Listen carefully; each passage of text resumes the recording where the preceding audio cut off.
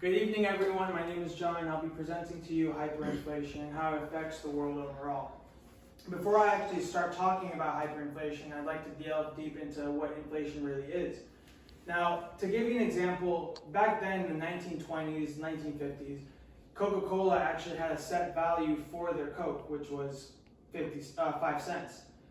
Now, that was dropped in 1971 by Richard Nixon because he wanted to take away the gold standard. Now, what the gold standard was to have a finite amount of gold represent a finite amount of money.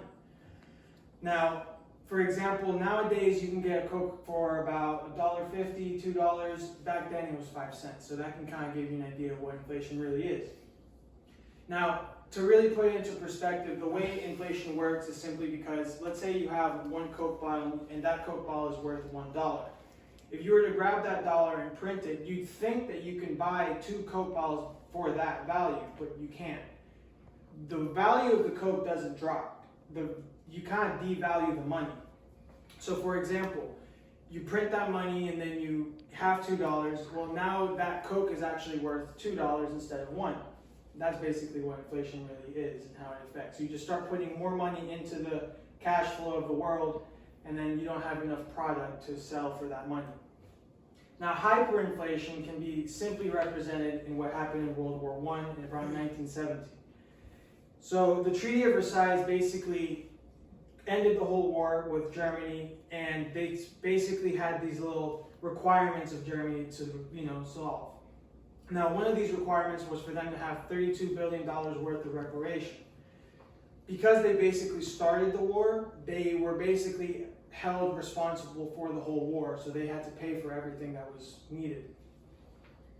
Now, on top of that, during the Treaty of Versailles, France and the United States wanted the Germans to take away some of the portions that were conquered. So, like, for example, they conquered some of France, they conquered some of Ukraine and stuff like that.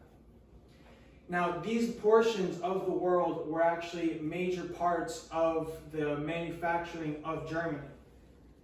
Germany used these areas to produce for their country, and then once they were taken away, they didn't have anything to produce, so they didn't have enough money to pay for these, for these reparations.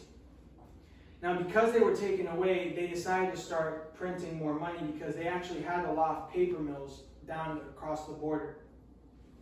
Now, because of these paper mills, they started printing out more money, and then this led to hyperinflation. They started having so much money to the point where the value of the money seemed more ideal to use as paper, wallpaper, rather than actually to buy bread. So, for example, in one day it'll be worth 10 million marks.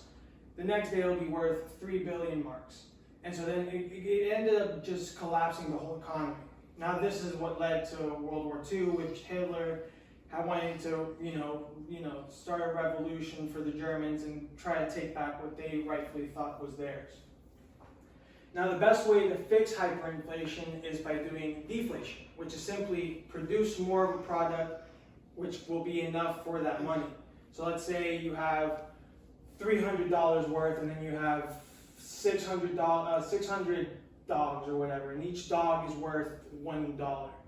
Well, if you start producing more and more, then that means that the value of the money is greater than the actual product. So then those dogs are actually going to be worth 50 cents. So that's how you kind of start balancing hyperinflation. Thank you, and have a great night.